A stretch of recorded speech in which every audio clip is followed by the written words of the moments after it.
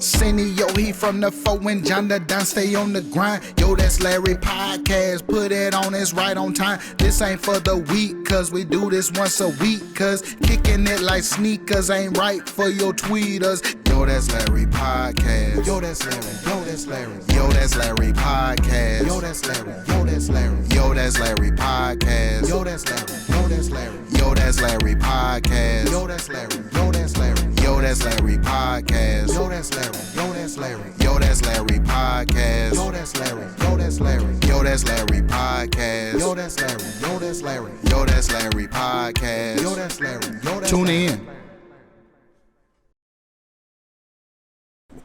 Buy these now.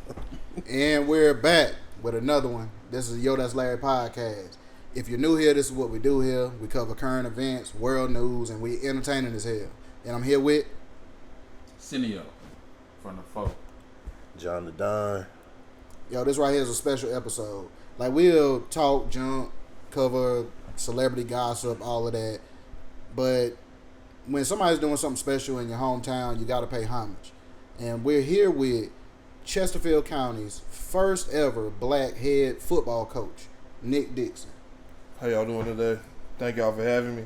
No problem, man. Welcome to the pod, man. Yeah, man. Thank you. Like, we're going to include you in on, well, we're going to ask you some questions, of course, but we're going to include you in on some of our banter that we have. Nonsense. Shenanigans, yes. So, John, would you want to start it off? I mean, I don't mind. What's up? He kind of like the Obama of this. I mean, this is true. Yeah, Trailblazing. Football Obama in Chesterfield County.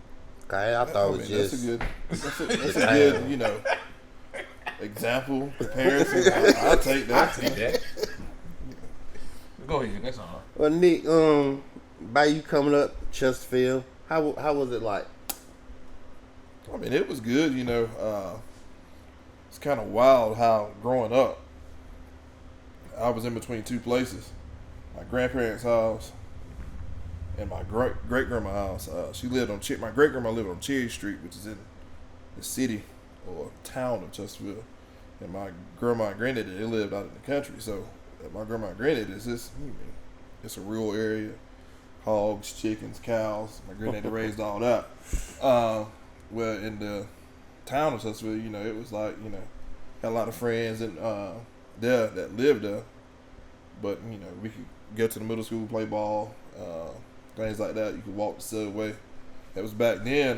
Grits and grocery store over 24 hours then. It wasn't. I remember that. Closing at 10, so Had you had Miss arcades Jackson up there, in the back. getting, the barbecue sandwiches and hot dogs and things like that. So you could walk up there in the middle of the night during the summer. You get you something to eat. You out there with your cousins and things. But, growing up wise, I played ball, in the country. All my relatives was out there. So just growing up, it was either ball, helping my granddaddy, raise them animals or whatever. But country boy. Yeah, So that's what we were laughing the other day. The kids was like, man, it look like it's about to rain. I'm like, yeah, it's about to rain. It's humid right now. You got the old thoughts already though. I said it's humid and you can smell the rain and I was like, you think it's gonna rain? I'm like, yeah. Give it about 30 minutes. 30 minutes later, we running back up top, to get back in the shelter. But that's just the country boy in me. So we know it's about to rain because Larry's knees start hurting. So, I ain't got that over yet. Don't join in, man. But it's coming. But I'll wait till another 30 years from now for that to happen.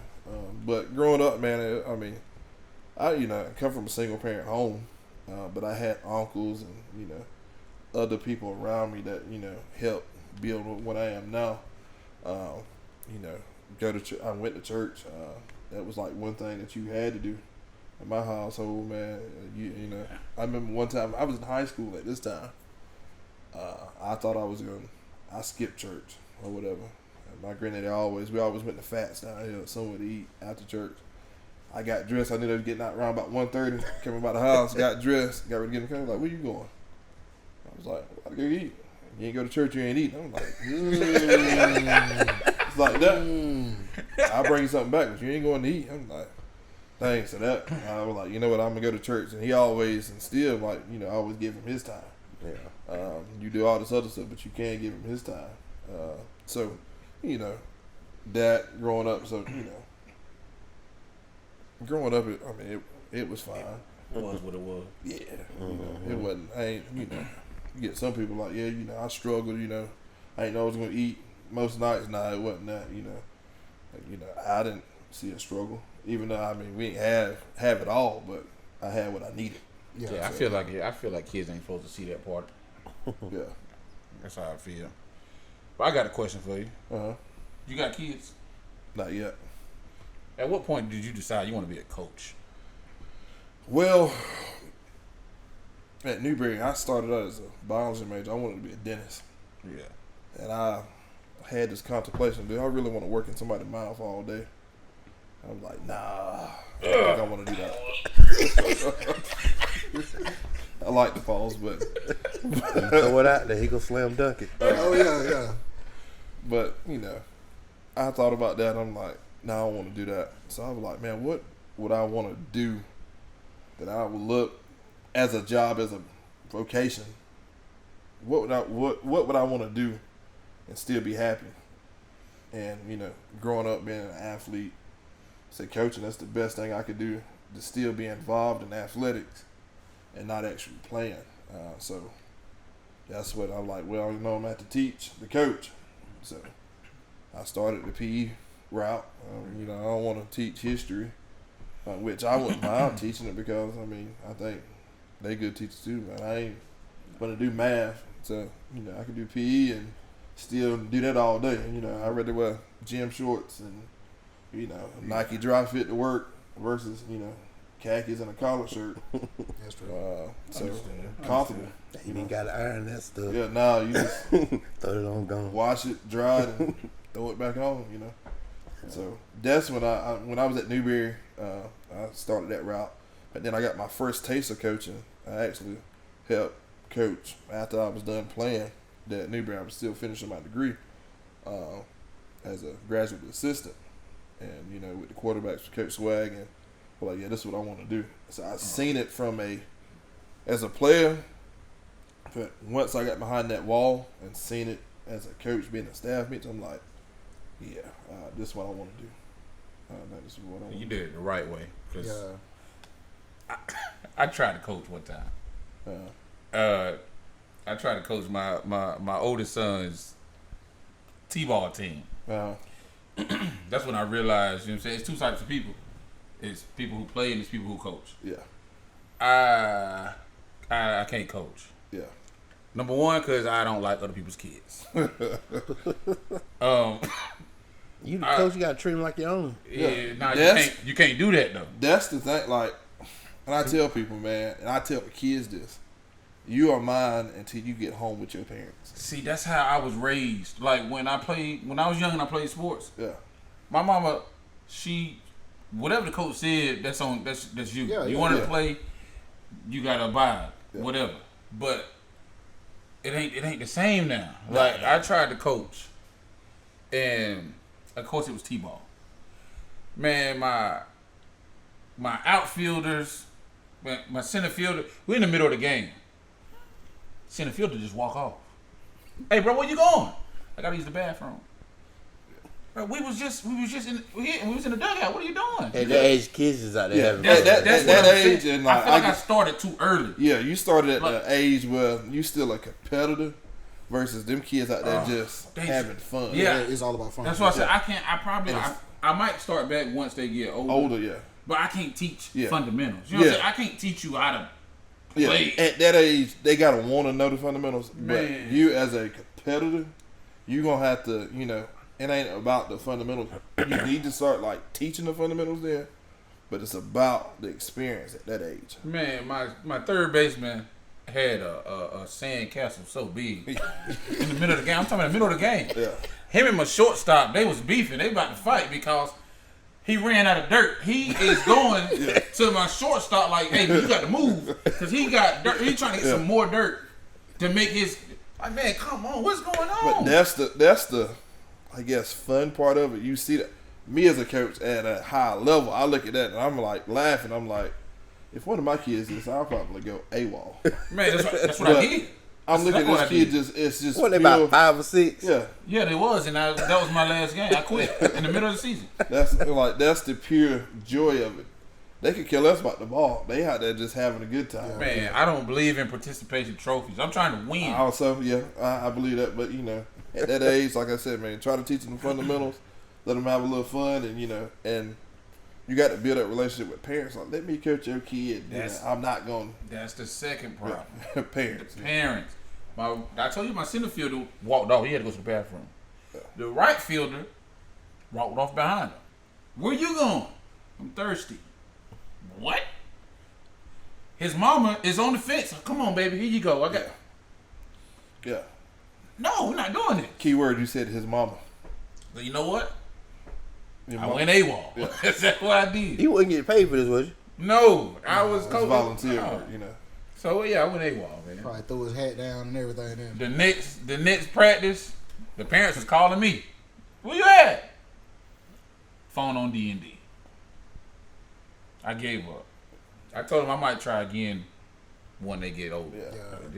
I ain't.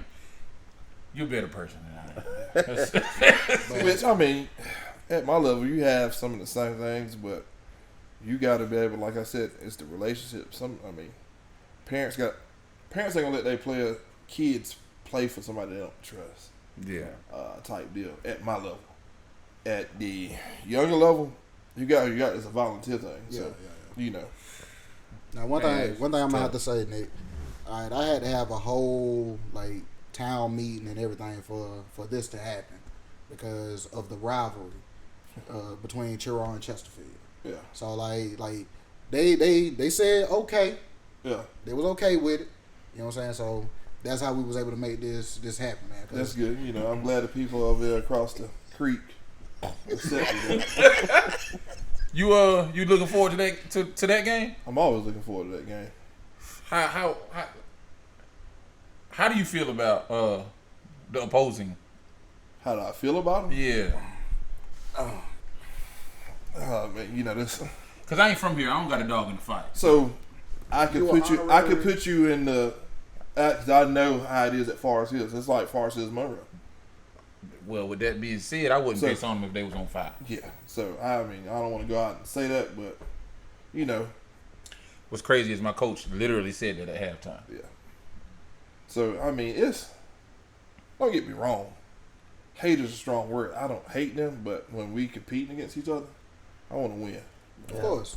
That's just that, now I'm not rooting for them. Or whatever, but I hope them well, but it ain't like, oh yeah, let me go get me, True shirt. You won't ever see me do that. I went that long middle, and I didn't even wear I just wore. I actually got one for you out there in the car. No, you don't. You don't get. Yeah, I bought an extra. Nah, you good. You can keep it. Sunshine Shop. Nah, no. They always shout out to the Sunshine Shop. Yeah, they always taking merchandise. But what are some of your expectations? Well, it's actually a 2-part question. Expectations for you being in your first year as a coach, and what are some of your expectations of the team that you're developing? So for me, just getting the foundation right. A lot of our kids been missing the consistency of having a consistent head guy. I plan on being here for a while. So creating that foundation, building it up from the youth. We having a youth camp in July. Got like 60 kids signed up. We kind of capped it at that with the first one, but next year I'm wanting it even bigger.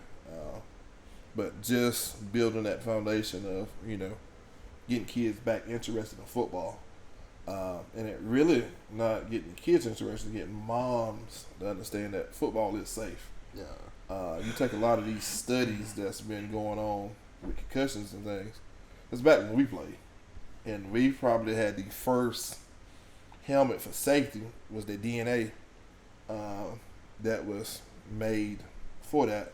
Football safer than it's ever been before now versus the past with all these helmets and equipment and Plus, Yeah, football Larry, player. y'all had the They had. leather. I knew y'all were gonna do it. I Me knew too. it. I I knew was it. just about to say Larry had leather helmet. So Cut the man off. You know? Man. Go With the ahead, goalpost man. in front of the you end take zone. now, football plays side to side. It ain't like it's physical. You take Terrell, yeah, they get into wishbone sometimes, but you don't see the wishbones and the wing tee. Everything's spread out in space. the rules in general has changed. Period. Yes, Like yeah. they can't. How we was getting hit. Like I said, I was a receiver. Yeah. So those hits across the middle. Yeah. Allegedly. They illegal now. Yeah. You know what I'm saying? So So you got the target and all that stuff now, which it really ain't trickled down in to high school ball like it is in college. But it's that. But Seems like high school more physical than the pros to me. yeah. Oh, Way it is high now. school physical now. But I just want to get the foundation started. With our mantra is TPW, tough people win. I think you got to be tough to win, not just in football, but in life. You got to be able to, withstand the valleys. You got to be able to, to do tough things to, get through things in life. That's our mantra, and I do the Ram way. Always be respectful, always do the right thing, be on time, and always do your best. And them rules, not just you don't need talent to execute that. Yeah. That's just being a person, the effort, And not only you gonna win football games that way, you gonna win in life at that.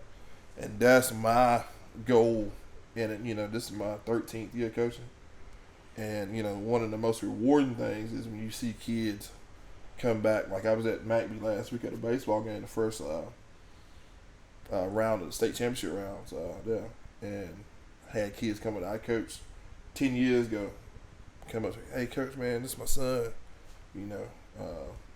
Thank you for what you did. Some of the stuff you instilled in me, I'm instilling in him at a young age, and that's more rewarding as a coach. Yeah. The wins and losses, yeah, I'm getting measured by that, but those wins, seeing them kids come back, being young, productive men, citizens of the world, that's the wins that you can measure versus, well, I remember when you lost that ball game, Yeah, most of the wins, you forget, you remember the losses more than the wins. Yes, that's true. And I tell people, in that athletic journey, yeah, we talk about some of the games, but do you remember practice and weightlifting and riding from weightlifting in the summer? Or you seeing your boy over there throwing up, and you got them 110s over there. That's what you remember. calling Earl on them tour yeah, days. them Earl, so now you can't even have 2 a day. They put you in jail. You got 2 a day now. What's that? They don't do that?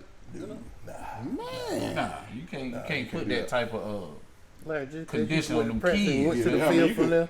Yeah, Don't nah, do it no you more, can't man. we got now this wet bulb. If it's over so much in the humidity, you can't practice. Oh no. Yeah, I've been out the loop. Yeah. know that. So I mean, it's a lot of rules and regulations going to because you got kids that's dying from heat illness, and keep from districts getting sued and things like that. They gotta do these things and put these things into place that protect the kids. So like you said, my expectation for my kids, just to be. I mean, I want to build them into productive citizens, but that's one thing we do. TPW, tough people win, and we pay attention to the details, little things. I think that's what makes big things happen. But I want them to I want my kids to play everything. I want 3 sport athletes. I want them playing everything. Just building them into young men and getting them experiences. And I tell them, you don't get these 4 years back. And people think, kids now think, oh man, I need to work. You got the rest of your life to work. Mm-hmm. Enjoy this because you're not gonna get it back. All my life though. Yeah, you're gonna work the rest of your life. Yep. I mean, them 4 years fly by. You know what I fly was by. thinking? Yeah. It felt like I was in high school 10 years ago, but it's really going on like 18 or 17. I be thinking about that all the time. Boy, it's been a long time. I know what I was about thinking. 20 years. How you talking about all the stuff, kids can't do now, and like you said, the rules, procedures, and all that. If it's too hot, I think about my childhood. I could probably get a lot of grown-ups locked up. Oh yeah, yes sir. I went through it. You hear me? Oh yeah, my great grandma, dude. We'd be at our house, and me and my cousins, we there, and at 7:15 in the morning, we had to go outside. Outside, yeah. My mom used to give That you. was after breakfast. She'd cook breakfast like salmon croquettes and stuff like that. That's the type of grandma. My mom used to give us a gallon jug of water. Hey, when that's gone, you better hit the hose. We drank at that spigot in the front yard. You gotta hit the spigot. Now Let it run a little bit. I tell them a lot about how my kids ain't grow up like me. Yeah. If I try to get them to drink out of the water hose, they'll probably call the police on me. Yeah. They'll probably fight your ass. That's like, dude. Attempt to. That's like Oh, they now, go jumping. us as athletes, we had the watering trough that they put on the side. Yeah, when they got holes in it. Yeah. Kids looking at it, I'm not drinking it. I'm not His lips drinking touch out him of that. like, what? Oh, yes, you is drinking. Man, we was in a line out there. Yeah. Man, hurry up, man, You hurry ready up. to go to it, So, and you take it. We not even thinking about what could be in it, like the mildew and the pipe, cause It stayed outside. It stayed outside year round. Moist. Hey, just let it run a little bit. you know. You gotta let it run a little bit to get that dirt out of it. But I feel that it built our immune system. We're in as sickly as these kids now. So it's just I wouldn't want just to the put way, my mouth on just it, the too. difference in It's growing the up. same way with the house spigot. Yeah, When you turn that spigot on for the first time, that shit purple when it come out of yeah. there. Yeah, let it run a little bit. It'll be clear, then you can drink it. That's like, man, I had He did a aunt, little she had backfire. over There it go. and it was hooked up to her, like, she used to water her plants and stuff with it, and it had some kind of device on it with the liquid fertilizer in it. We got that drinking on it. Thank God I ain't dead now, but we didn't, we didn't know. We were like, oh man, it's water. I'm like, man, it tastes a little funny. It's flavor yeah. water today. Yeah. You got a cousin with an ear growing out of his back right now. You wonder why, like, our cousin, he do the things he do. It's probably because of that miracle girl that he Better stuff them inside. Drinking miracle growth all summer. like, why No wonder he caught that growth spurt. why Come his back kid to it is this like time. Y'all stupid, man. But like different things like that, man, You don't know why you can't walk up the steps no more. Yeah, your fault. I'm like, man, I don't think you should be drinking. Oh, but it's good. He's like, you could drink it too. I'm like, nah, here, man, drink it. You're a punk. That's my point, though. That's my point I'm trying to make. Hold on. How long did y'all drink out of that before y'all found out? It was at least a week. It was at least a week, man. I'm like, I don't think you should be drinking this. Yo, I was like, where y'all get that water from? Outside, he's like, no. She's like, no, don't drink that. He's like, what's gonna happen now? And then turn him into a Ninja Turtle. He fast. So it's like, He what's gonna happen now? fast. The fastest one in the state now. Oh, boy. But So funny. But yeah, that's yo, John, go over it. Well, let's dig back into your past as far as your football career. You played small fry? oh yeah, How was that it was for you? It was fun, That's back when we had like two big teams. We played Terrell. We just played Terrell, and we just played against Terrell. Like now they go kind of around the county, get Hartsville. But I mean, small fry, we was, I don't want to cut you off. What is small fry? that's like midget ball. Rick like ball. Pop Warner, y'all called it. Y'all was. Oh, yeah, we Pop- ain't had that. Yeah. We ain't had that. So I was, If you can't play for the No school, helmet, no pants. oh, so y'all didn't have like Rick football. yeah, we didn't have that. So we had like Rick football. When you get to 5th grade, you can play with the 6th graders in middle school. With helmets and pads, right? Yeah, the first time you playing this tackle, you all the way in. Yeah, Pause. it was tackle.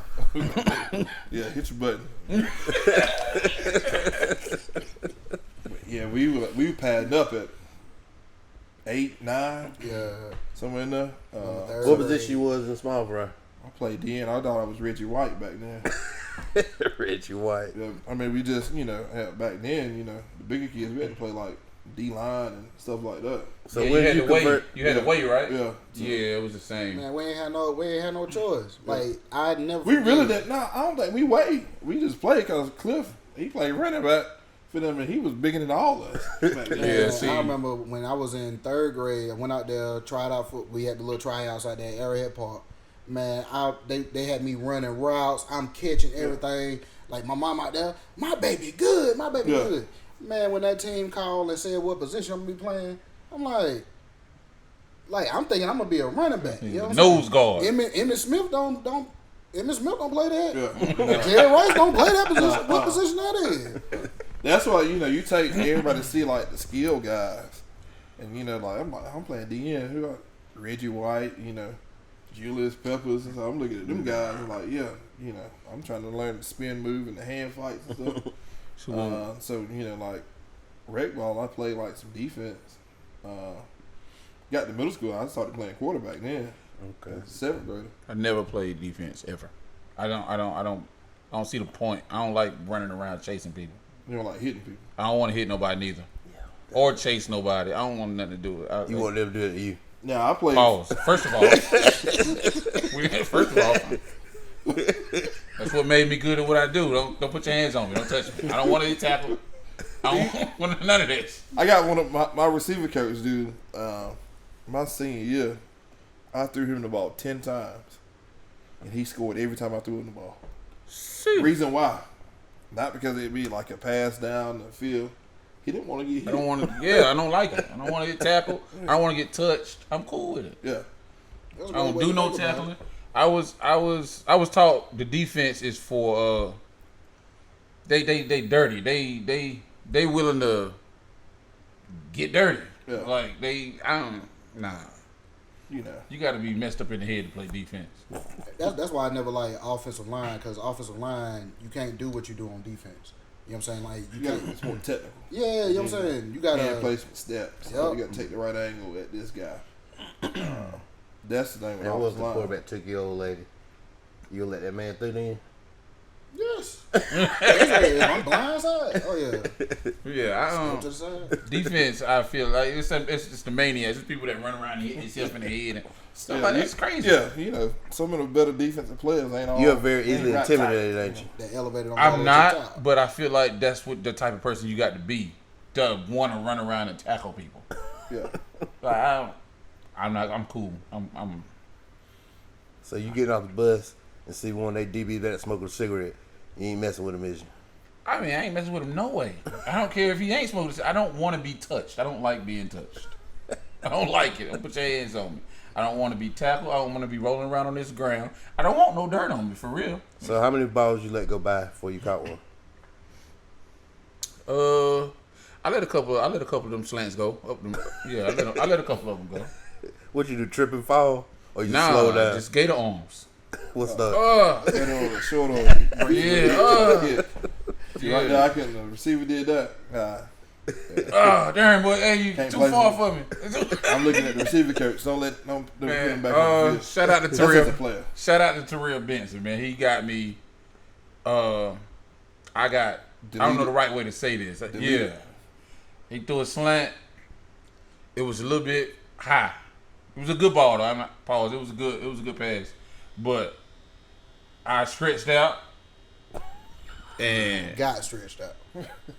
yeah, that was it. I ain't even got words. A little bit. Got stretched out. See what I'm saying? But yeah, that was they got me. They got me good. They got me. That's why you be acting like AB sometimes.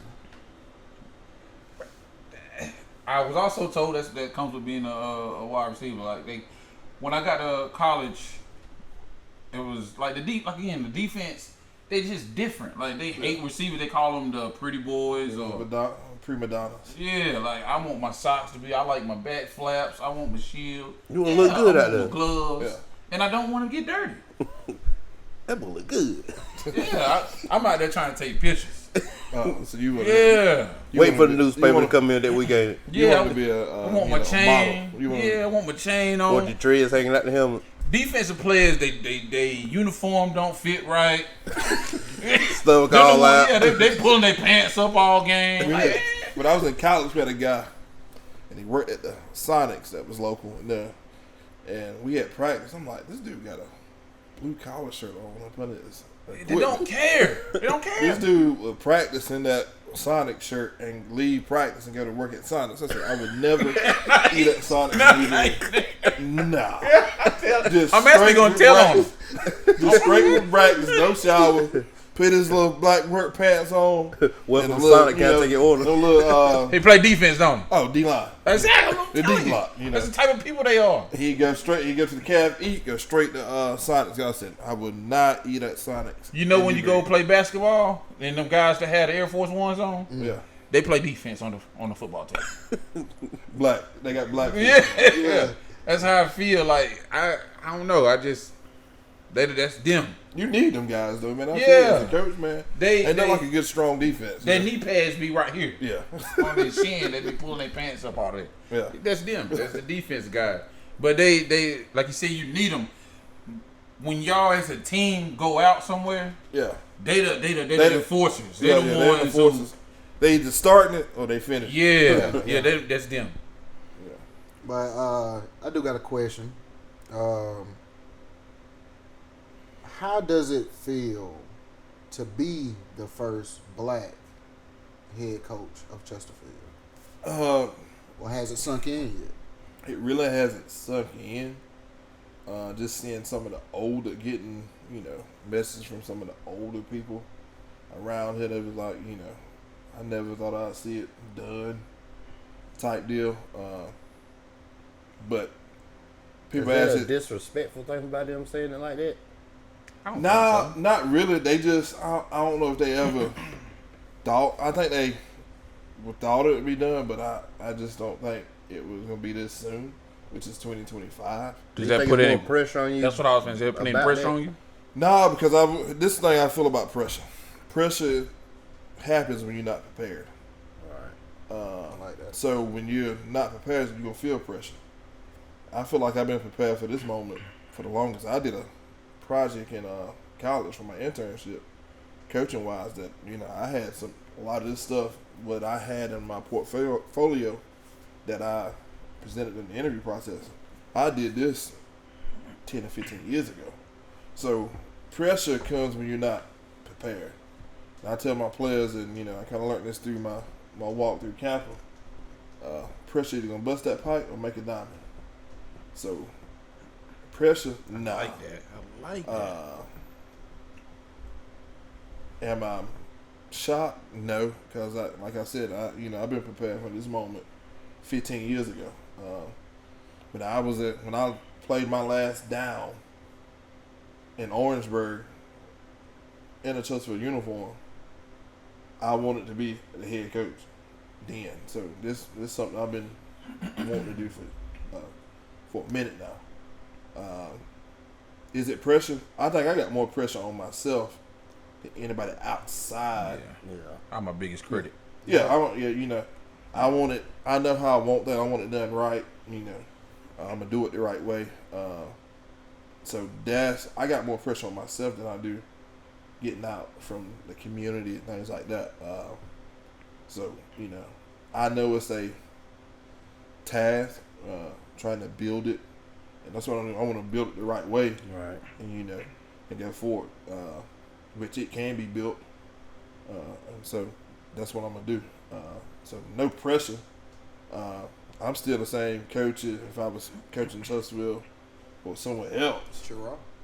No, yeah. But it ain't no pressure.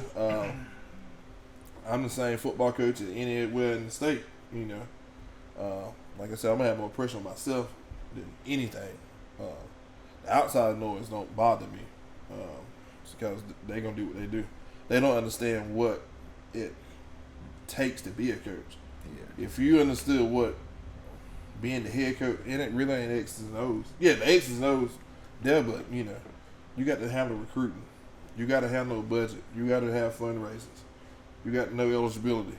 All right, you got to meet with teachers. So being the head coach, just say, oh yeah, I'm going out there calling plays, this and that. Nah, It's a whole package. It's a whole package. Like, do you sit down and draw up your own plays, or do you get on Madden and steal some from Madden?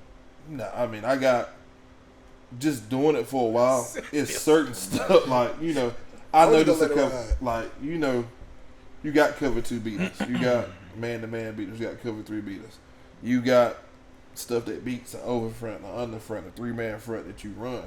Football. Like I tell people, everybody run the same thing. Is it like by you like competing as coaches? Is it more like chess? Yeah, Yes. I mean, that's all it is. Yeah. I mean, when in the heat of the moment of the game, you know, I script my first 10 plays of the game. So it's from what I studied or scouted, like what they in. So in film, we've been showing this. I'm going to get this for and see if you still going to stay true to this. If you stay true to it, I'm checking it. Boom. I know we can do this. See if we going to run this as the result of the play. Now, it might not work that first time, but it may be something where they can get to the double team, back to the back, or, you know, things like that. Or, you know, this guy, this lineman right here, we know that's the pink spot in the offensive line, so we're going to attack him. We're going to put our best defender on him, best D lineman on him, just let him work him. So that's the game plan part of it, you know, from the field study. And I look a lot into analytics of it. You do what you do, but I'm going to figure out what you're doing on third down, third long, third short, 1st and 10. If you behind the sticks on first down, what you going to do? Because people, like I said, they do what they do. They do what they players are capable of doing. How did you develop that? Like, how did you develop being able to, like, break down other teams like that? Did that come from just watching some of the coaches that you may have had? That, and as a high school football player, as a high school quarterback, Quarterback. Like I told you, man, I played quarterback. My high school coach, I got college coaching at the high school level. That would be Tannehill, right? Yeah. Yeah. So Shout out Steve Tannehill. oh yeah. So he taught me how to break things down. And like he always said, you know, when I'm coaching, I'm not coaching against that coach that's across the sideline. I'm coaching to put this player that's got to make this play in a predicament. So that's what you do. You putting a 16, 17-year-old kid, 15-year-old kid in a predicament where if you don't make this play, we're going to strike the band up. You know, and just learning that from not just him high school, and I've seen it at another level at the college level where you got offense and defense, you got people playing both ways. Whereas at GA, I'm doing all the dirty work. So I got to tag the film, put the stats in, boom, boom, boom. I'm sitting there, once I got it in, I'm looking at the coaches. They go hit a report. You got everything down and distance, field position, boundary, field that you got to go from. And that's why the college game is so... It's about like watching college wrestling. It's a low-scoring game because you got a match, because you got two guys that's going at it that, you know, they know what they're doing. Yeah. That's why it looks so pure at the college level versus high. You got really good and you got really bad. There's no in between where you got, oh yeah, we just got a bunch of mediocre teams out here.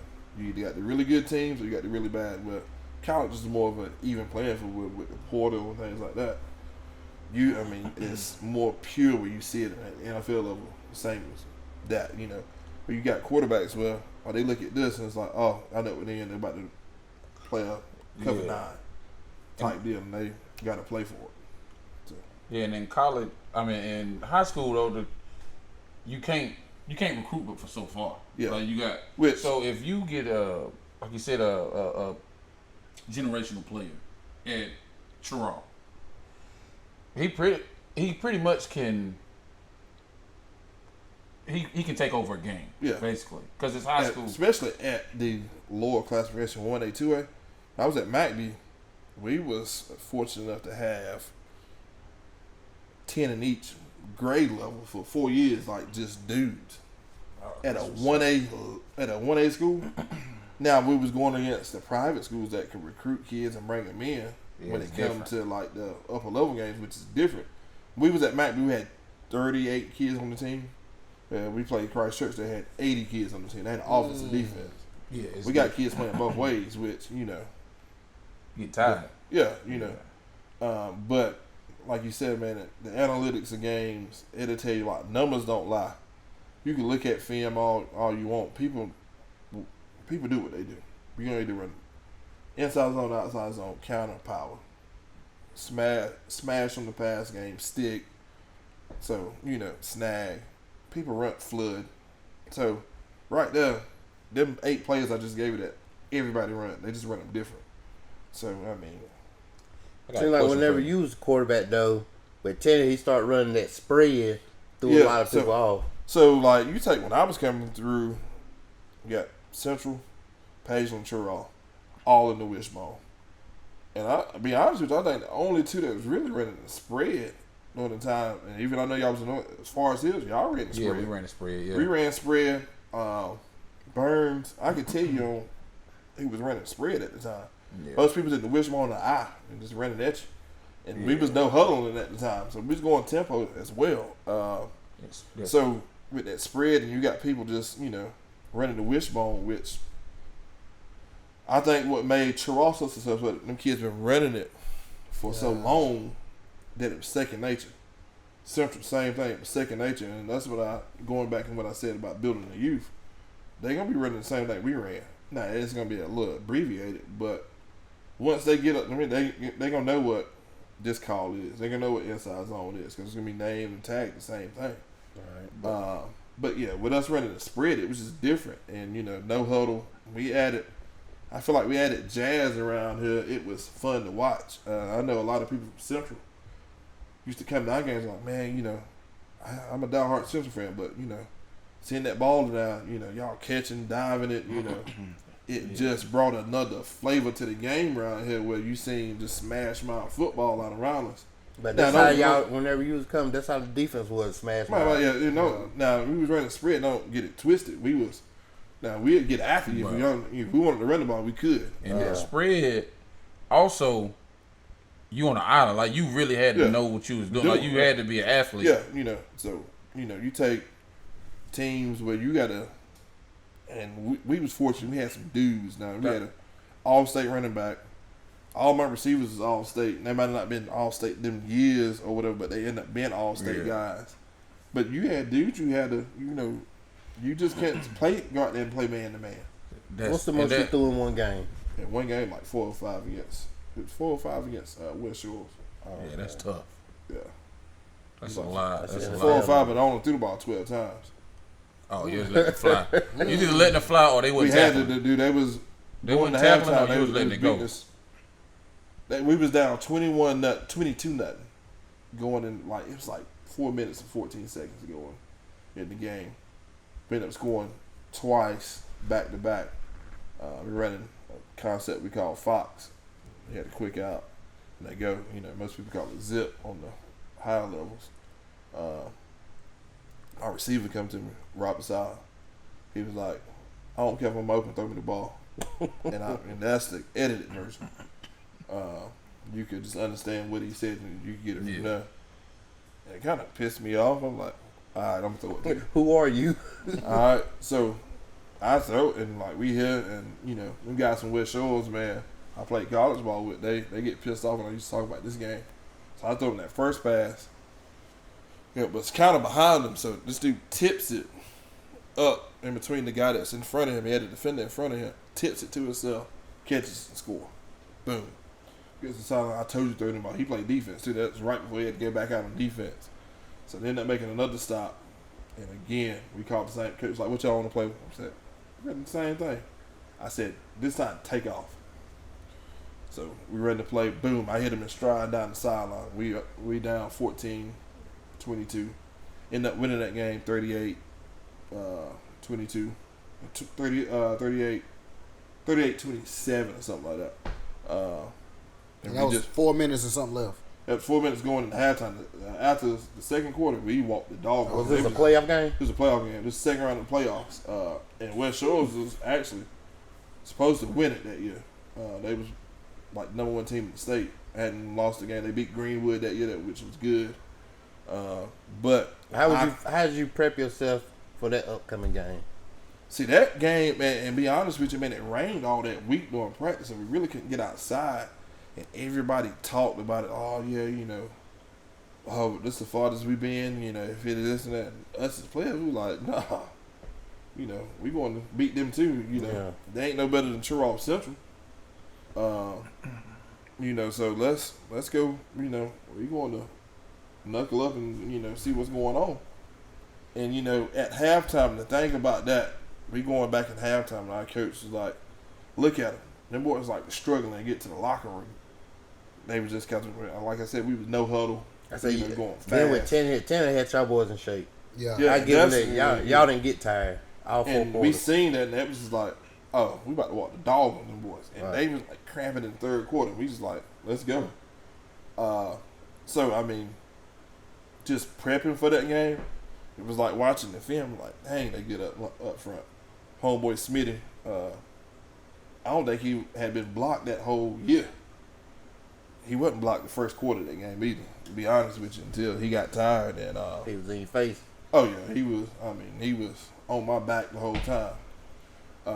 But, you know, just preparing for that game, it's just like anything else. You know, back then, it ain't like now we got huddle where you just send a file document in this thing. You had to go trade film. So coaches had to go meet and trade these DVDs or VHSs to watch film. Yeah.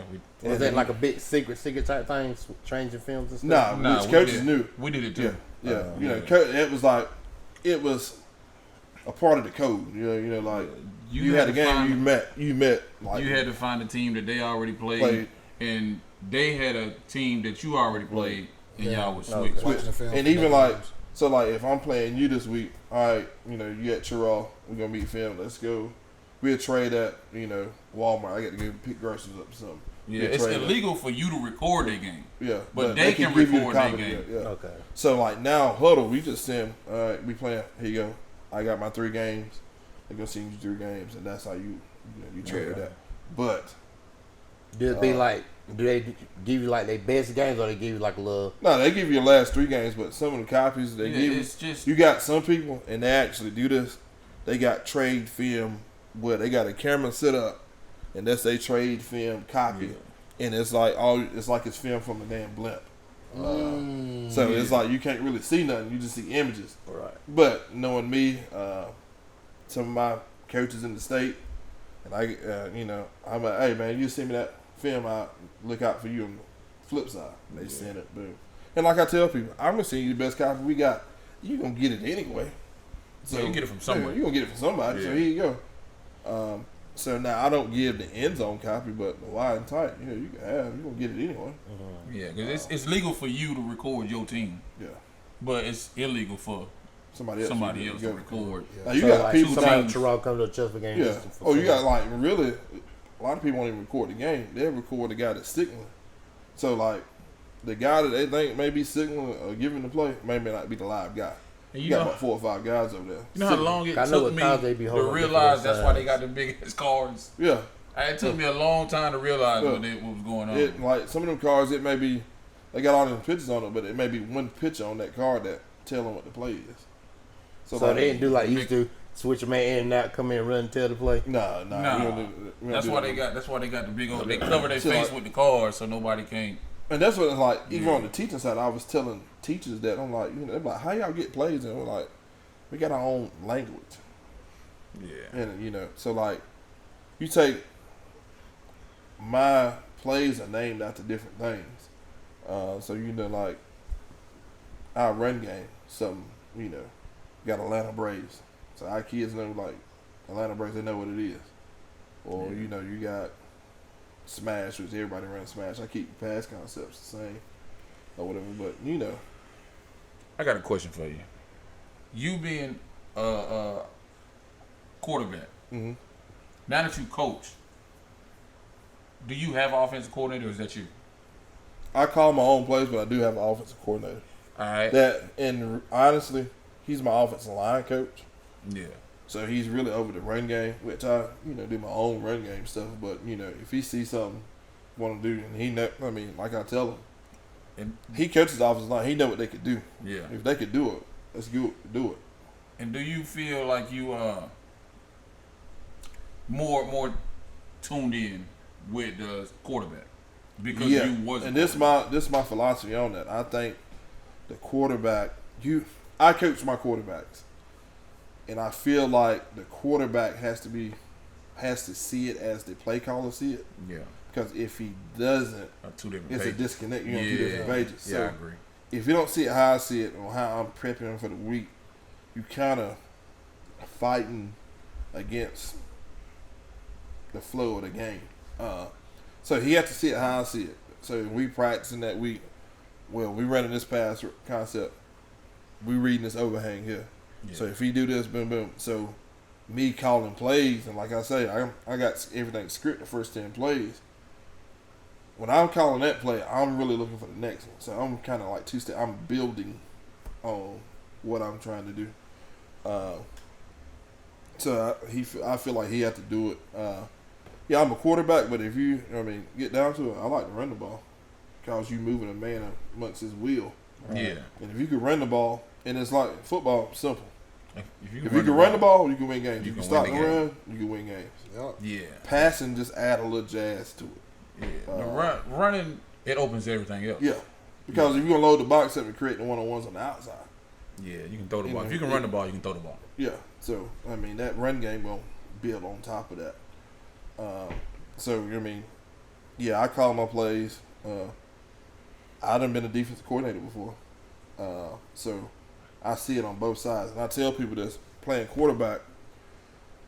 A lot of people are like, man, it's just throwing pass, and it really ain't. And this probably will blow y'all mind once I say this. I said, you got to know what 22 people doing on that field, and have to make a decision in 3 seconds.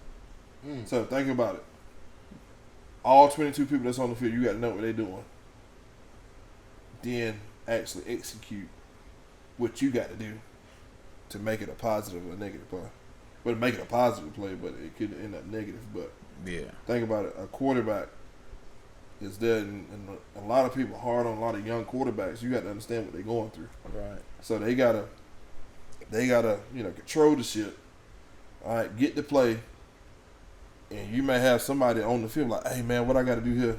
And it's like, we got to do this. Yeah. Because they ain't gonna ask. Most of the time, running back don't know what they doing. They ain't gonna ask the coach what I'm doing. So you got to know what 22 people, that's the offense and the defense, is doing, and make this decision in 3 to 5 seconds. If you got 5 seconds to make a decision, that offensive line doing their job. Yeah, I was about to say you got a hell of an And that offensive D line. line is terrible. But is it scary stepping up in the pocket? Because Nah, it don't crumble around. You worrying about somebody coming in from the side. You don't. No, see. because and people like you ain't really when you dropping back, you don't see the D line. I didn't. You got to feel them. It's a field. Yeah, you got to So feel I'm here. I'm looking downfield and I see space. I see grass. Step up. Right. And a lot of young quarterbacks, they don't get that. They want to escape the pocket. That's why the danger. That's why all the athletes that step up. You got the middle linebacker. He can only move left to right, backwards and forwards. Step up, and it's one-on-one there. If you want to tuck and run, you can. But But that's all about actually relying on your line. line, You know what I'm saying? With the line, it ain't gonna be a full slide or a half slide, and man, they're gonna take everything out. If they ain't right in front of you, they somewhere. Yeah, Yeah. They somewhere. So go with the empty space in it. yeah. Yeah. So the movie Blindside, you had for that particular movie, it was the left tackle that was important to that particular quarterback. Played for Baltimore too. Just to let you know. But go ahead. Ain't nobody And asked you that. Carolina. Yeah, he played for Carolina too. But He was done then. but ain't nobody asked you that. But your left tackle. Well, was you right-handed? Yeah, right. So your left tackle, is that movie true as far as that That's is because your... that's your backside. You want to be able to know that's protected. The movie's called Blindside, but it's literally your The blind blind side. side. You don't Blindside, see yeah. that. Yeah. And that's usually your dude over there, your best guy. And you take your left tackle, it's probably the most athletic guys out. The second Tackles and guards, because they got to pull. And you can now in run games. 36 crossbuck. Yeah, that's we call it scissors trap. I used to love it. So your left tackle usually your better guy. Your tackles, and they gonna run guys up the field. They got probably the hardest job of blocking D linemen because you got ends. Yeah. Most ends. Imagine a tackle trying to block Julius Peppers. Freak. It's gonna be a bad day. And you know, that's a long day. long day. So I mean, think about like that with tackles. You got that. That's your blind side and your left tackle, because you got your back turned to it now. Back then, you got the 5-step drop, 3-step drop. Now everything like quick game. It's catch, throw, catch, throw. Because the defense is more athletic. Yeah. Yeah, you ain't got all day. They coming. Yeah. So you got D tackles now that's running sub 5-40. Yeah. I'm about to say sub 4. Yeah. Yeah, the defense is getting They're getting faster. That's one thing about the game, not as faster than it's ever been. It's them same dudes I told you be pulling their pants up and look terrible out there. Yeah. They moving fast and they real strong. Yeah. They moving fast. Like, is there any particular game that you're looking forward to this season? Besides Toronto. I'm looking forward to all of them, to be honest with you. There's not any particular game. Then your rival games, you look forward to those. Yeah, that's what I said. Every opportunity you get out there, I mean, that's you should. Speaking of the rivalry game, I want to go back to the year 2006. It was actually 2005. It was 5? It was 2005 football year because 2006 is my senior year. The year roll over. 6, 7. It was our junior year. Junior, so it was year 5. Like 2005. like 96. Whatever, boy. I was at that game. Playing Pageland Central Eagles. How long had it been since we beat them? 38. 38 years. That's one team, Hold on. y'all. Can I say, we beat them bad that year, by the way. Forrest used to beat them real bad, but go ahead. You was having a phenomenal game. You went down. Tell me about that. What happened? So, I was on fire that game. And like you said, like I told you, you don't look at the D-line or the offensive line. It's a feel. So, I felt that the pocket, I could step up in a pass lane. When I stepped up, all I seen was green grass. So I was like, you know what, I'm going to run it. Tuck ran, ended up trying to do a jump cut, got tripped up, dislocated my shoulder, and broke my collarbone. So I wanted to just put, I didn't know the collarbone was broke. I just wanted to put my shoulder in place so I could go back and play. Yeah. But couldn't. I had to go to the hospital and get it reset and all that. But we should have beat them back-to-back years. But if I don't, get hurt there, just do what I do, keep throwing the ball. Was we winning that game before you got hurt or going down? Yeah, we was up by 2 touchdowns, I think. So we put 55 on their head that year, but go ahead. we probably would have put 55 on that game too. Yeah, we put 55 on. I had 225 and. I mean, just by you going down show how important you was second to that team. Second quarter. Yeah. Which, we ran into a buzzsaw that next week. I wanted to play the next week, and she was like, nah, bruh, you ain't playing.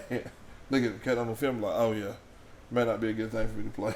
Who's y'all playing in this game? Mullins should have beat Sherrod that year for the Mullins second line, yeah. But for you even saying that the next week, broken collarbone, dislocated shoulder, right? Next week you want to play. Yeah. Yeah, things is different now. Was that the throwing side? Nah, it was 9-3. That's just it really was. Yeah, but things different now. Yeah. Nah, I ain't got to throw with that now. It is what it is. TPW tell people win. All right. Hey, man, that player, something happened like that nowadays, oh, yeah, it's done for the season. Oh, yeah, I tell my kids, I'm like, you play football, you're not going to be 100%. If you playing football and you're not feeling no pain, you ain't playing football. Yeah. So you're going to have bumps and bruises, but, I used to want to break my arm just to be in the cast. I thought it was so cool back then. Dislocated, bro. You got some past trauma that you trying to You can break it today if you want to. He played on defense, man. Get all the signatures on it. I said we can break it today if you want. Nah. But I'm up there in age now. I might not hear back fast I enough. I just wanted to compete. Right. I took that motivation going into the next year now. That next year, it made that game more better just because the people around town, if you wouldn't have got hurt, we would have won that game. So, and Paisley got a this lot of right here, definitely. This what made that game so. But that would make rivalry fun. So intense the next year. So we had I had some kind of interview in some newspaper, might have been the Link or the Pacers Progressive. They was like, what about, and this is preseason, they were like, well, the Pacers game, what game you looking forward to? I was like, you're a Pacers game. I said, I'm going to start off where I left from that game. I already put, I'm like, we're going to beat them. They had a coach that, like, printed that out and put it on the lockers and like, we're going to kill them, you know, type deal, type, you know. Just, you know, get regular the locker team room stirred talk. up. Yeah, motivation.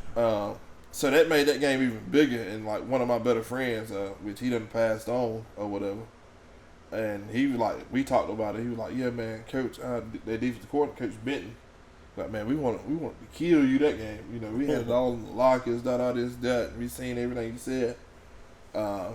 But you know, that game was a good one because I mean you beat Central for the first time at their so place. many years. Yeah, we were like, we're gonna white out the street. That was the motto going into that week, white out the street. And we beat them. And I tell you, I seen grown men crying, like just boohooing, like Yeah, because they went and bet the whole check that week. like, man, I'm talking about like people from Chesterfield, like tears of joy, like we beat them, we did it.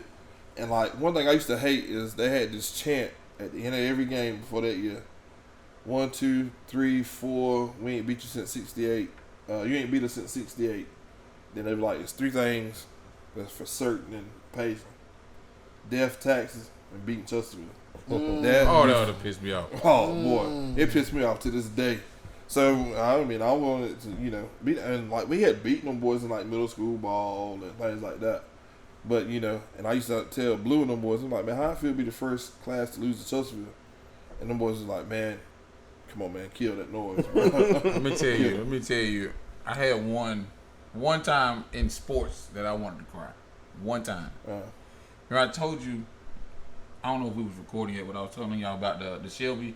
Yeah. We lost in the game before state to Shelby. In basketball, that same year, we lost to Shelby. Yeah. In the game before state. Yeah. And they started chanting, just like football. Do. I said, oh, man, that hurt. Yeah. That hurt bad. That's the dude. We beat Calhoun County, and they had outside jerseys like them. We shouldn't have beat them. Like I said, it came down to coaching, really putting us in the right positions. But they was like, our basketball team played them the first round of the playoffs. It was like, yeah, it might have been the second round. They were like, yeah, okay, y'all got us in football. Y'all ain't gonna wait till the night. Dude, it was bad. It was bad. It like they had 10 people on the court, man. They were like, yeah, y'all got us in football, but the night y'all about to catch it. They went like 4 years in a row without losing a game. From like the year before that, like the 06 basketball season, 05. You know, Yeah, I mean, amazing. you know, just They they were were just dogs. dudes, Yeah. yeah. So I mean, that game, you know, it was special. Be the first to do it. That team, I mean, with that team, was first to play for a state title, first upstate champions in in football, you know, and you know, me and Boo was on the first state championship wrestling team our freshman year, or whatever. So I mean, we had the guys there to win, and we just, you know, we had to put it all together. Right. And I tell you, wrestling made me a better athlete. Not, you know, that, but I think Coach Abernathy tapped into that killer instinct, because he didn't. He. I mean, Whoever he coached, they know him. yeah, they know what went on in the cafeteria. We're just gonna leave it at that. You know, Yeah. so. I mean, they also had a dynasty with that too. Yeah, I mean, you look at wrestling, dude. We was just. It didn't matter who came down to the field. They gonna leave with an L. Yeah. I tried to wrestle one time. And I didn't understand, you know what I'm saying, dropping weight, gaining weight and all this. So I go in there. He was on there trying Told to me. put a stone cold stun on somebody. Nah, I didn't get to wrestle. Disqualified. I didn't get to wrestle at all. I went in there and they told me, you got to drop 4 pounds.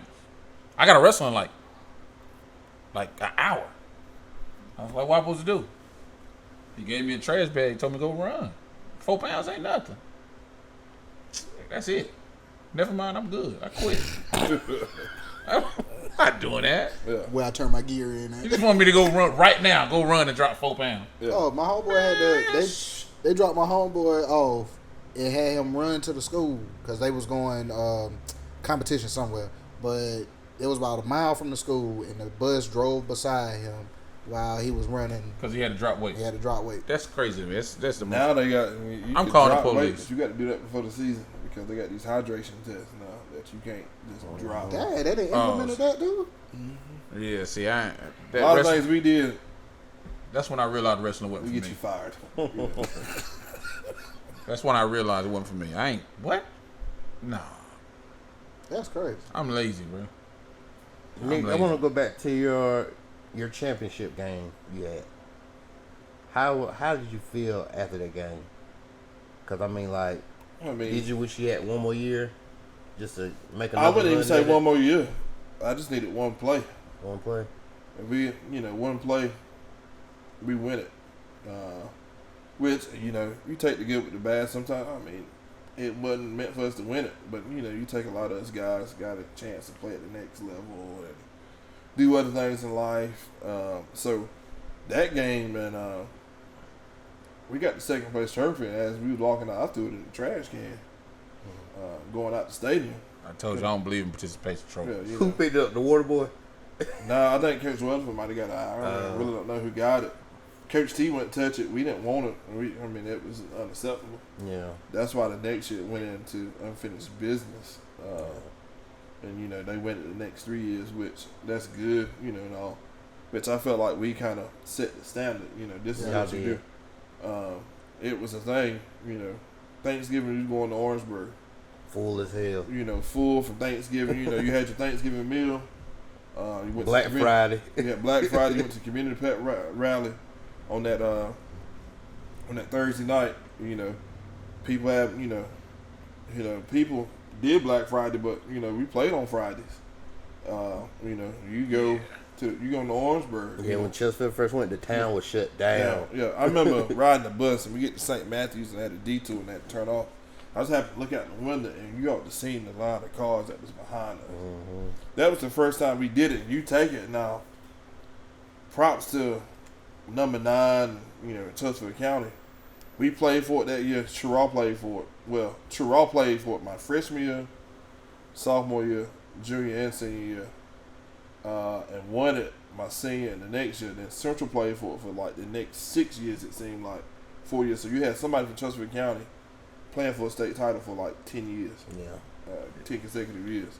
Practicing on Thanksgiving was a big deal for us, too. Yeah, it was mandatory. Like, kids know, y'all practicing, and parents, y'all practicing. That was standard. Because my junior year, my senior year, like you said, we lost the game before state. We had to practice on Thanksgiving. Coach Larry came out there. It's cold.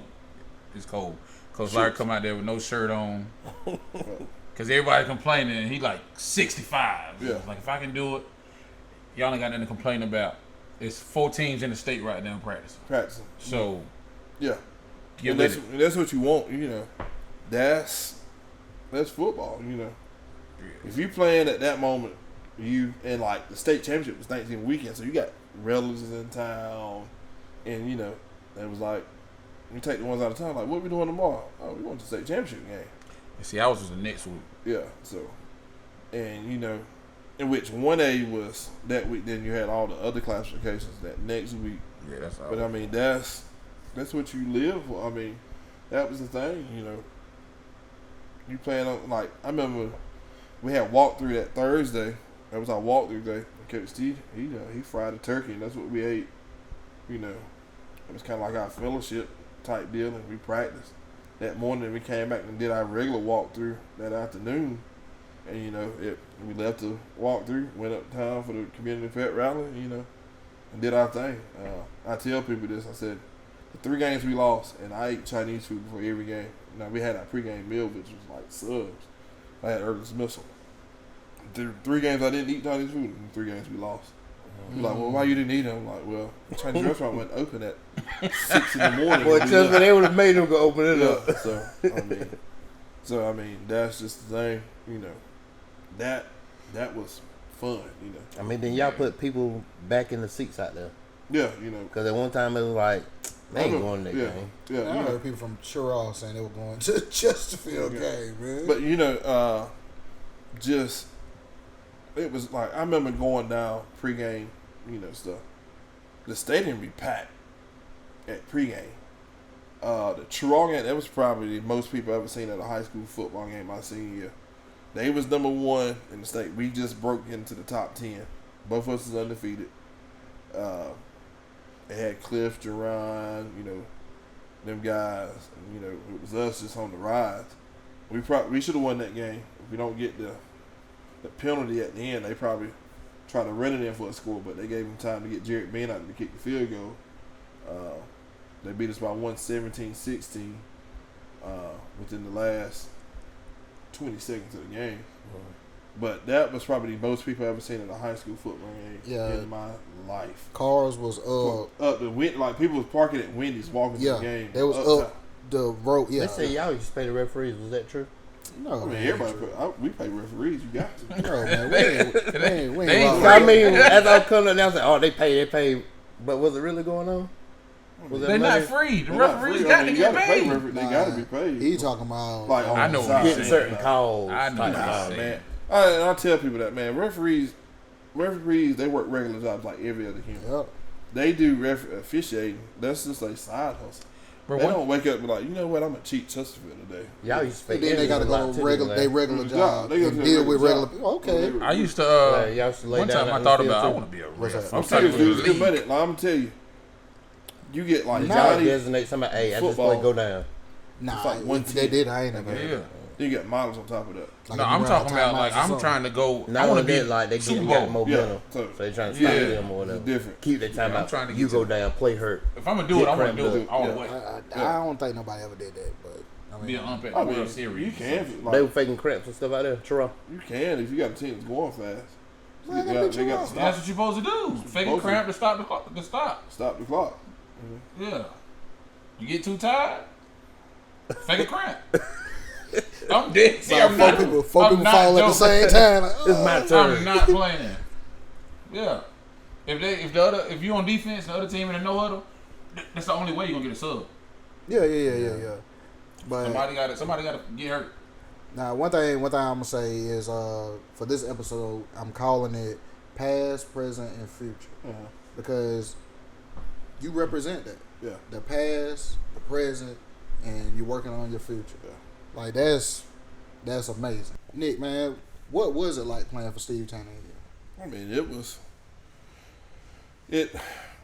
being a baseball player growing up, kind of, knowing how to play baseball. If it came down to, I probably played baseball in college and football. But he taught me the game, so I ended up getting a love for it. I had to learn how to play quarterback in a spread sense. But he was a disciplinarian. He people think of like how he was in college. That he was on his P's and Q's. What's up? Before I came to Chesterfield, South Carolina, I don't know who the hell Steve Tannehill is. But since I've been here, I done heard that name a lot. So he was a quarterback at South Carolina for the 91 to 94. Played at South Carolina. Won the first bowl game at University of South Carolina. And he was just y'all coach. Yeah, he was our head coach. So, That's dope. Like I said, man, he was a disciplinarian. He knew the game. Like I said, not only he coached players, he coached coaches. So he made his coaches better. He put them in predicaments, put them in situations to be better. When it came to like clinicking and things like that. Whenever you first got news that Tannehill's coming, was you like, I didn't know who this he was. guy? Yeah, I didn't know who he was. I had to look him up. Right. So hold on. So you and him got there at the same time? He came my junior year. So when he came, I didn't know who he was. Everybody else knew, just because they were. I really wasn't watching college football. He was a quarterback at South Carolina. He was a quarterback at South like Carolina. 3. Was you the coach? I mean, I'm tripping. Was you the quarterback already when he came? Who was the coach before him? Richard Clark, Coach Clark. How was the I difference? mean, we struggled. That's one reason why Coach Steve was there. We struggled, and I think administration wanted to hire a big name to kind of get numbers up. No, what I'm saying is just solely quarterback. Like no, I played defense. So we didn't have. Man, so you in the quarterback? Yeah, I was quarterback. I played quarterback and I played outside linebacker. So I'm saying you had to learn a whole different offense when you came. Yeah, we were running like veer. So he put a lot of pressure on you coming in. Yeah, it was. So you had to learn how to read a defense. Yeah, I had to learn how to read defense. Understand how to read it. From that and he came in that summer. Well, that off season we had spring ball. That summer we looked at college film to learn defenses. Yeah, he made me quit. Yeah. I came out the first day of practice. Yeah. After that, I remember the first day of practice, he was like, yeah, everybody ran 2 laps. I was like, what? He was like, all right, you go home, you go home, you go home. Oh, I walked off myself. He didn't send me home now. So, I quit during the 4 corners. I called it 4 corners of death myself. Allegedly. But Cause I went in that first time, but then he popped up. All right, do it again. Forget this, I'm gone. I walked back up to the locker room. I was tired. I tried my hard because the last thing everywhere though. That's everywhere you go if you're gonna play football. Well, everywhere I've played football, the first probably 2 to 3 weeks, you don't see a football. Yeah, it's conditioned. It's running. yeah, that's how we're running. It's dying. It's calling Earl. Who gonna stay? Who gonna call Earl and run some more? Yeah. Who gonna quit? That's it. You wean them out. The extra baggage. You got to get the extra baggage off. Yeah. You don't take sand to the beach. That's one way to look at it. Yeah.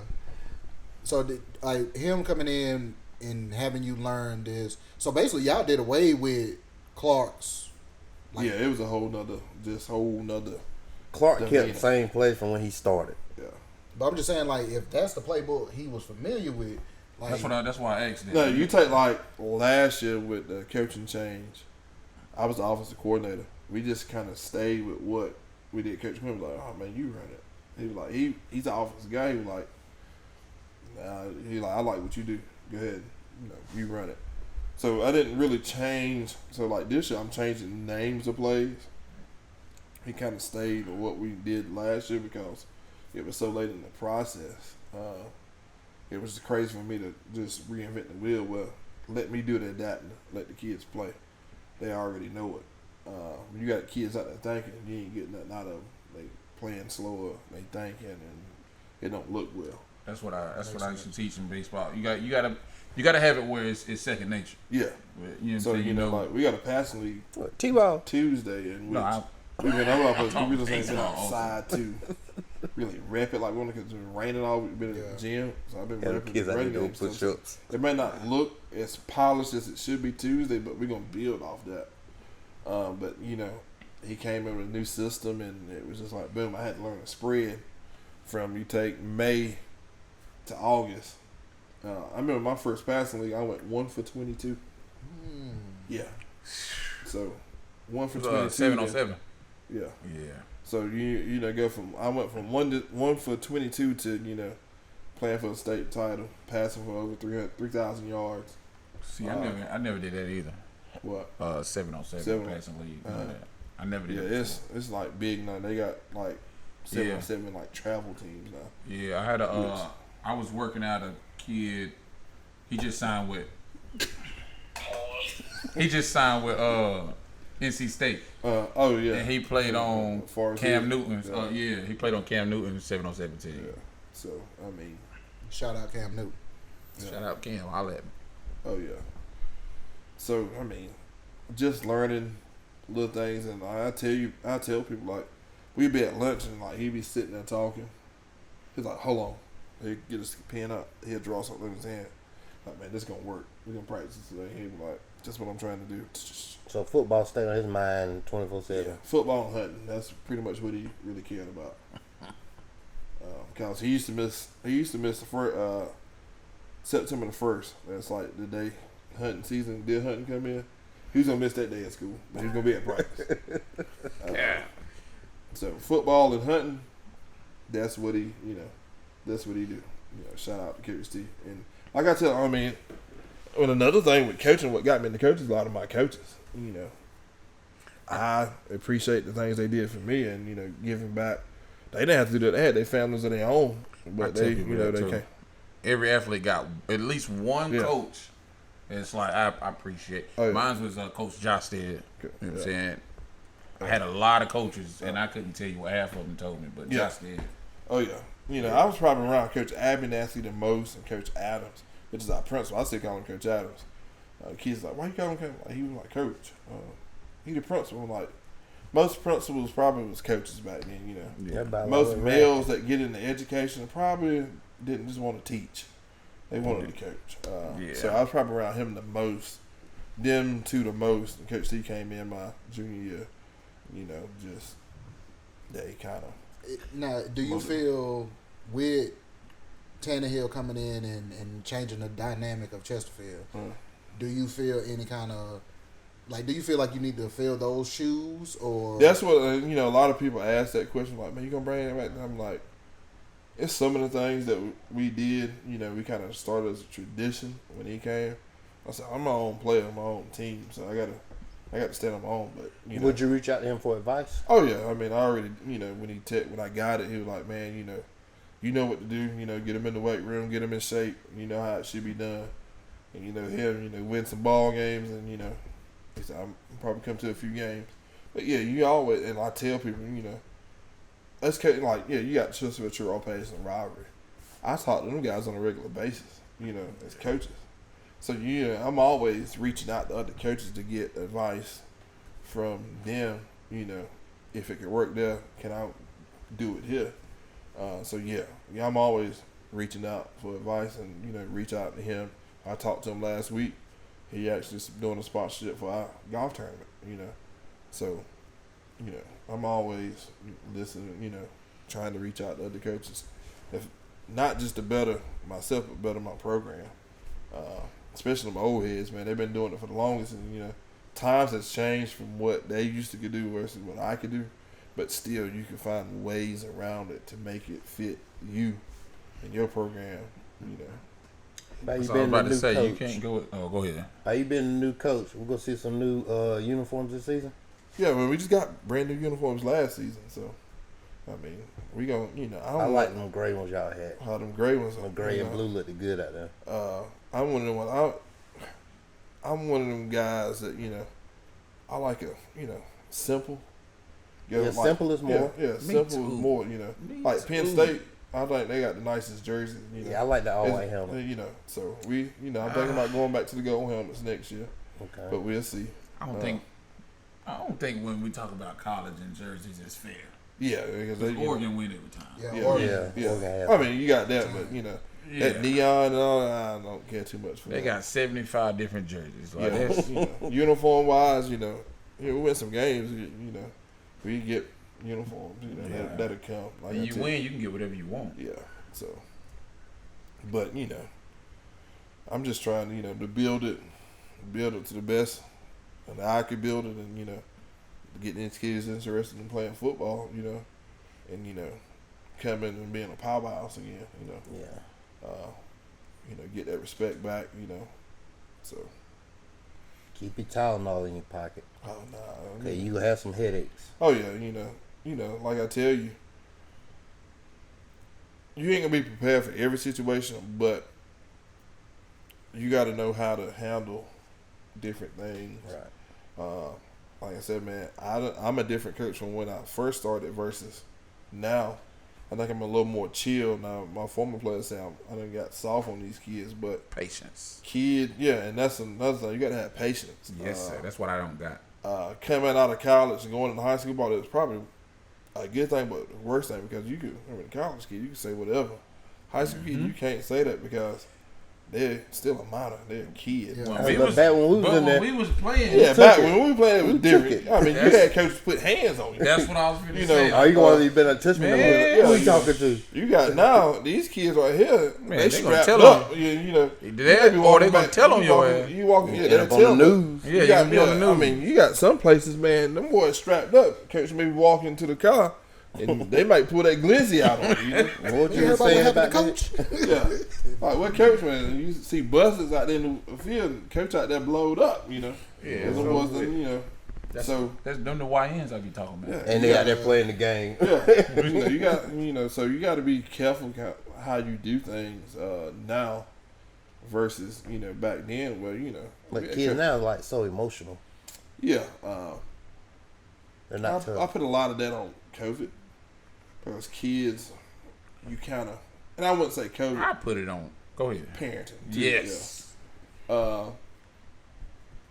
Kids during that COVID stage, and you got a lot of them. They be young. That they just here you go, take this iPad, go. So they was raised by YouTube or whatever Yeah, they're looking at. They got more. And no social skills. Kids now don't have no social skills. Like they look down all the time.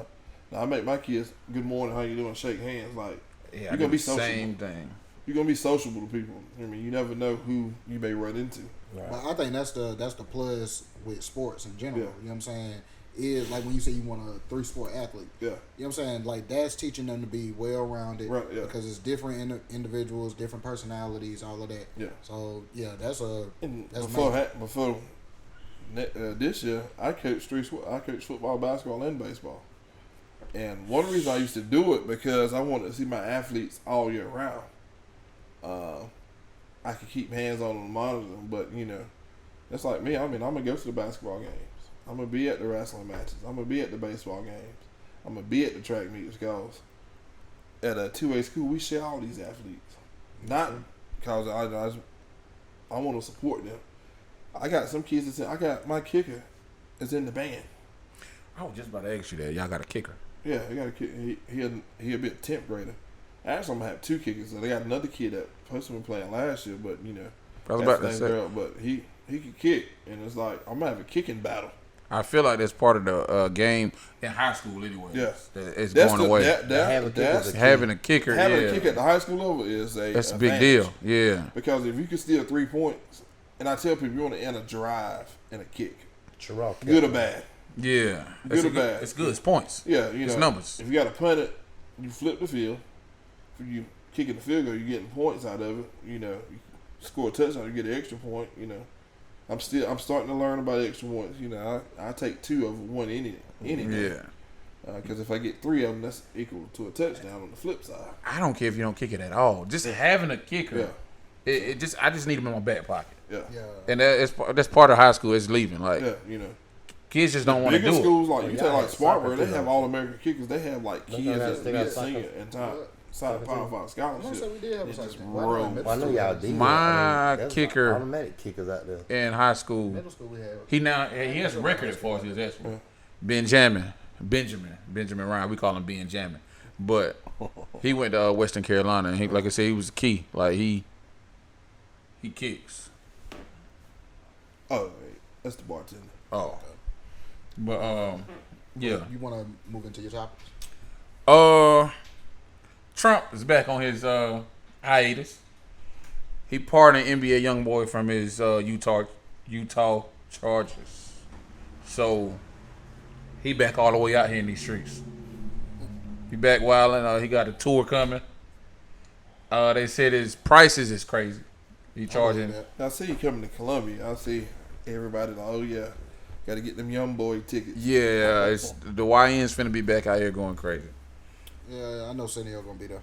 Yeah, I'm not. I can't. First of all, I can't afford it. I can't. He charging thousands. Yeah, for Where tickets. your warehouse You gotta going? think about it. It's been years since he did a tour. That's what I'm saying. But I don't care. I mean, the only reason I know about young boy is because my kids listen to it. Man, NBA YoungBoy has a cult following. Yes. I feel like the people who listen to NBA YoungBoy, the bottom of their feet black. Oh, yeah. That's how I feel. I'm sorry. That's how I feel. And but yeah, hey, more power to you. Get your money. I ain't no hater. I mean, if I had to listen to somebody, like I told y'all before we started recording that, I'm gonna listen to Trap because he's local. He got good music, and I wish the best for him. Yeah, shout out Trap Dickie. Yeah, so Holla at us. I listen. We right here. I listen to that Dickie. So if I have a pregame mix, get some Trap Dickie in there. Some J. Cole, some Big Crit. I may listen to a little bit of gospel every now and then. Man, you gotta get your Goldberg music. I'm good. So That's what? what Bill Goldberg. Why are you They had weird? the best theme song out there, yo. So like, You gotta give them that. so that's kind of my pregame list. If I listen to a few NBA YoungBoy songs. Long Road was a good one, but it's about. I can't listen to NBA YoungBoy. Yeah. I like the No Smoke. NBA YoungBoy turns me into a YN. Like if I listen to NBA, if I'm riding in the car, the volume slowly goes up. I don't even feel it like it happens by itself. Like Did the window go down a little bit? it made me want to smoke Blackie Mounds like with the wine tip. Yo. You know what I'm saying? You out there. That's what I'm saying. You out there. I can't. That's just how I feel. Like that's what NBA YoungBoy fan What's up? will fight you for talking junk about NBA YoungBoy. They don't know him. He don't know them. Yeah. None of that. He get them to get active. Yeah, I but just don't understand that. that's one. I just wanted to throw that out there. Trump is part of them, so he back out here. Like, I really don't even know what to say about it. Like, I mean, that's good for YoungBoy, I guess. I don't understand how though. I got traffic tickets and Trump ain't hollering at me about those. I ain't did nothing wrong to nobody. Yeah, You gotta ain't be big enough. Different tax bracket. Man, And then it's the like, you seen what's going on with Larry Hoover, right? Yeah. Yeah. All right, so Kanye West, a couple years ago, whatever. Kanye West with Trump, got the hat on, all of that. And they say what that was is, yes, he's putting his bid in to run for president, but hold on, who? Kanye West. At that time. But you're up there with Trump. You're wearing the hat and all of that. Yeah. But what we didn't realize is the whole time he's talking to him. Yeah. Like he is in his ear. So yeah, I'm letting everybody know I'm running for president, but I'm probably not gonna get it. You gonna get it. But hey, can you do something for my man? You know what I'm saying? And we see it has worked out. So he ain't home, but the federal stuff is done. They say he still got 200 years? Who? So it's Larry Hoover. what's the point? Nah, now you got a better chance at trying to get them to overturn the state case. To 100 years instead of 200. No, hopefully to time served. Because the man is like 70-something years old. Man, I know. They saying like his true parole date is not parole, but the next time he go up for a parole hearing is like 30. Yeah, 30 or something. Or 20, 30 something. It's like 9 years from now. Listen, I told y'all, I done said it plenty of times, I'm going to live to 123. I'm going to break the record. But Larry Hoover's still going to be locked up then. That's all I'm saying. I think he got a good chance at getting out. From 200 years? Yeah, like I'm telling you, he goes up for parole. That's the main thing that they're working on. Is trying to the federal side. He had 6 life sentences. They sold you hope and you bought it. That's it. Well, that sold us all hope. They're not getting out. But that's the main thing is he had 6 life sentences, so that's off the table now. Now he got 200 years state. He chiseling away at it, man. What I heard from other guys that took that walk, you rather have federal time than state time. I heard the same thing. But he gonna be protected. I'd rather have none of it. Yeah. First. And then, What did he do? He was a drug dealer. He was Larry Big Hoover. time. Like, what didn't he do? Honestly, Yeah. I never even really heard. I know he started the game. Yeah. He started the game. They got a RICO charge too? You might as well say I it. might as well say it. That was before the Big Rico. Meech so and that's Larry crazy. Hoover. Big Meech and Larry Hoover kind of ran together. They was like the kingpins of back then, the crack age. But do you know what year Larry Hoover went to jail? It was like in the 1960s, wasn't it? 70. I think they said 73. Man, it don't Yeah. matter, man. You was on the 200, jury, what? 200 years. My mom was just one.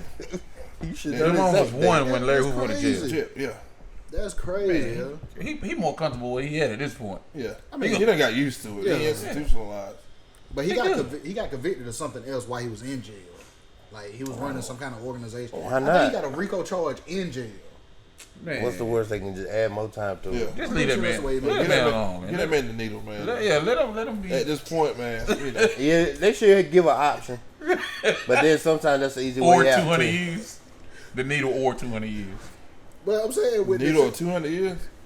I'm taking the needle. I'm getting the needle, man. hey, he's going in the right direction. 6 life sentences Yeah, he to is. 200 years. He is. Man, he but- going in the right. He on an exercise bike. Yeah.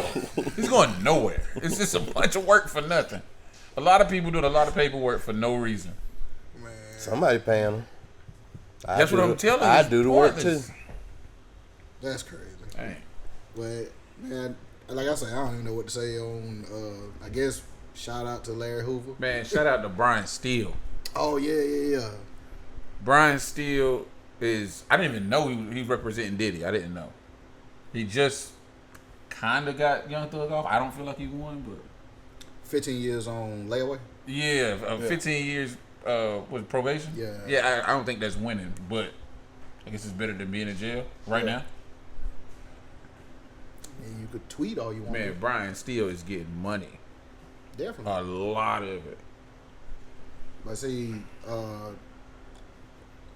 seen him in action the other day.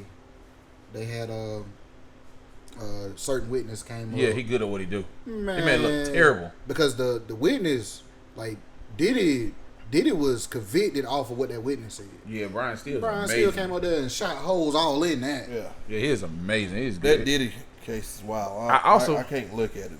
I can't watch Yeah, it. stay away from that. Yeah, Stay away from that, yeah. coach.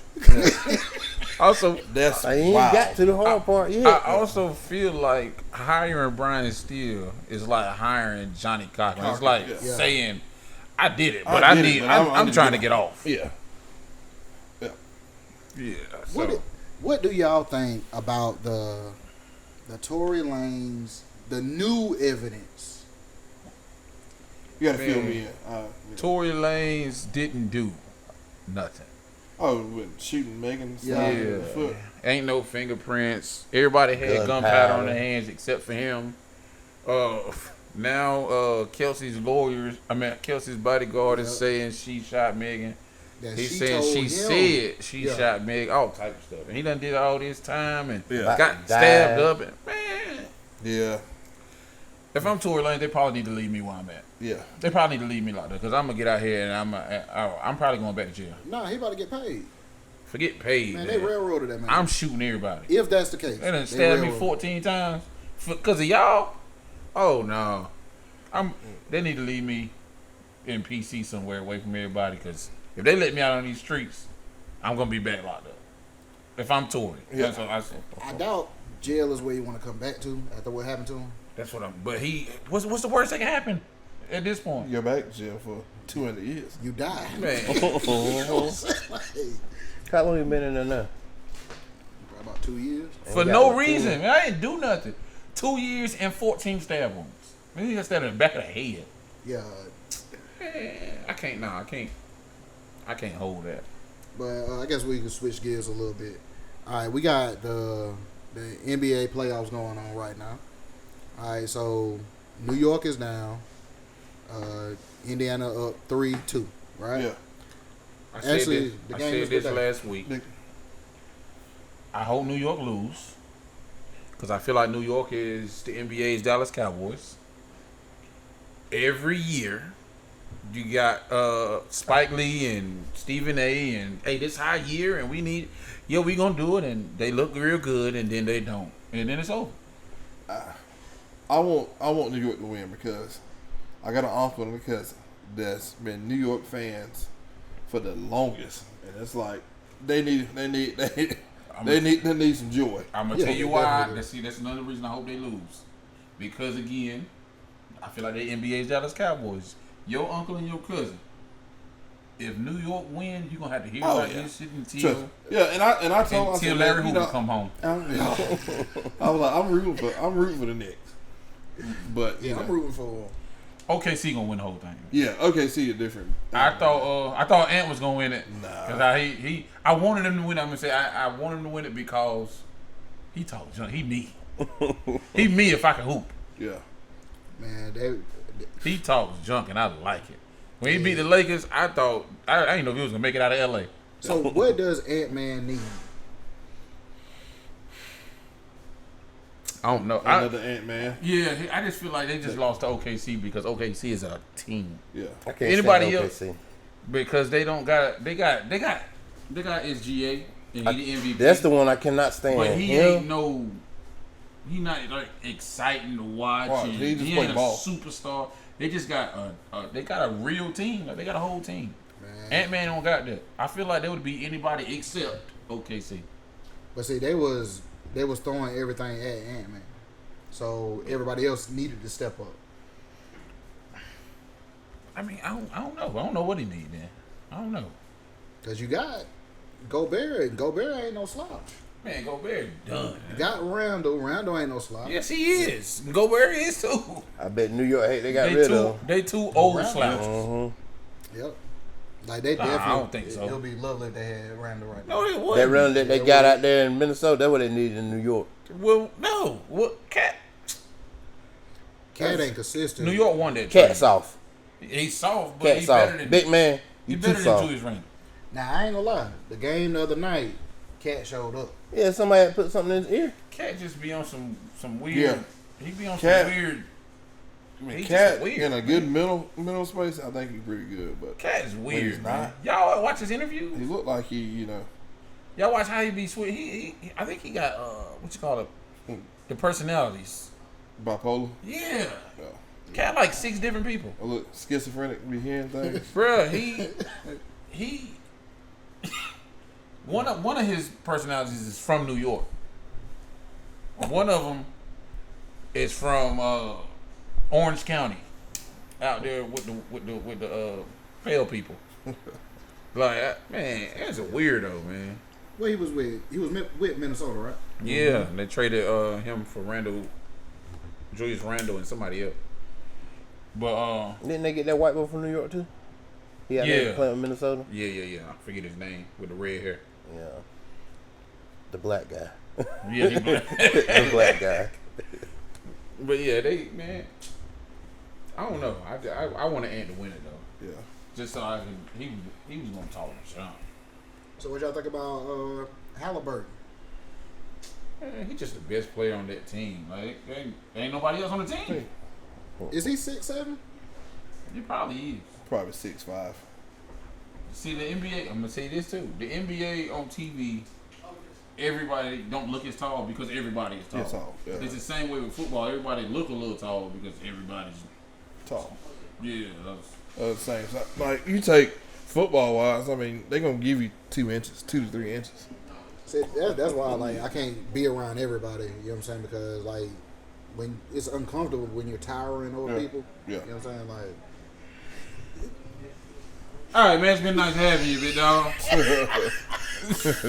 This guy is I appreciate you agreeing with me, man. Man.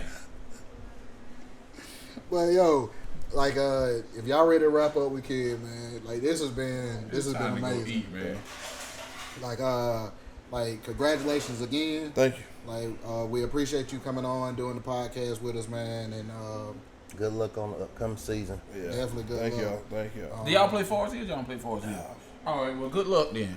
Good luck. We might try to get them on the schedule. Don, you don't want to do that. Good luck, though. We'll play them at Wingate University. You know, a little neutral site. Now, Forest Hill's trash, though, for real. They're not what they was when I was there. They probably better. You crazy. Yeah, they probably better now. But You crazy. But yo, Nick Dixon, man, like we appreciate you being on the pod. Shout out to Emmanuel Williams, man, for inviting us in. Oh, shout out to the Cloud9. Cloud9 Yeah, Cigar Cigar Lounge. So Oh, yeah. like this has been amazing, wonderful, man. I hope y'all. Nice, comfortable chairs, Elmo. Oh yeah. Oh, yeah. Like, comment, subscribe. Like, what else? We're gonna do this again. You know, we need to. You know, Yeah, I definitely we can might tap do back a in with mid-season football type Hey. deal. You know, Hey, we I don't know. We gonna might have to do it after the season. I don't, you know, ain't no telling. Welcome. Pull up. So we gonna hold you to it now. All right, just let me know. We'll set a date. I got you. But I know I want to talk to you during the week play Terrell. That might be a good week to talk. Oh, I like that. Yeah, I could. He might be like busy. He little- might be busy that week, though. That could be like a little 5-minute interview. You know, we'll I'm with whatever. we'll look at it. You know. I ain't got nothing to do. I like that. Okay, well, I appreciate y'all tuning in. This has been Yo, That's Larry podcast. And just remember one thing: if they could do it, I know damn well you can. Yo.